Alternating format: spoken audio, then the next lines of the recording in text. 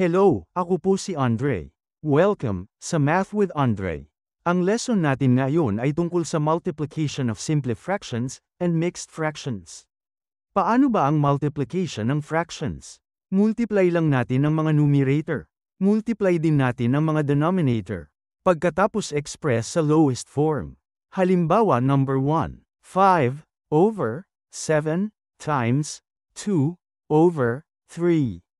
Una, multiply natin ang mga numerator. 5 times 2 equals 10.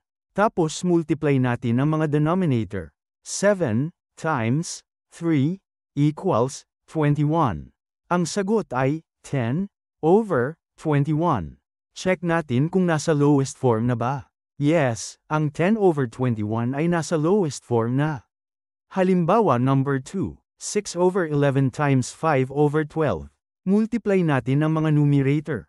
6 times 5 equals 30. Tapos, 11 times 12 equals 132. So, 30 over 132 express sa lowest form. Ano ang number na divisible sa 30 at 132? Try natin 6. 30 divided by 6 equals 5, 132. Divided by 6 equals 22. Ang sagot ay 5 over 22. Para hindi tayo mahirapan, pwede nating gawin itong solution na ito. Sagutin ulit natin itong halimbawa number 2, check natin kung meron na ba tayong pwedeng express sa lowest form. Yes, itong 6 at 12, ano ang number na divisible sa 6 at 12? 6, so 6 divided by 6 equals 1. 12 divided by 6 equals 2. Multiply na natin ang mga numerator. 1 times 5 equals 5. 11 times 2 equals 22.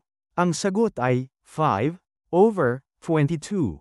Ngayon, punta tayo sa multiplication of mixed fractions. Ang una nating gawin ay convert natin sa improper fraction. Paano natin gawin? Multiply lang natin yung denominator sa whole number, tapos add natin yung numerator, kopyahin lang natin yung denominator. Naging improper fraction na. Pwede na tayong mag-multiply. Halimbawa number 3, 2, 1, third, times 2, 3, fifth. Convert natin sa improper fraction. 3 times 2 equals 6 plus 1 equals 7. Kopyahin ang denominator na 3. 5 times 2 equals 10 plus 3 equals 13. Kopyahin ang denominator na 5. Pwede na tayong mag-multiply. 7 times 13 equals 91. 3 times 5 equals 15. Nasa improper fraction form, gawin nating mixed fraction. Paano natin gawing improper fraction?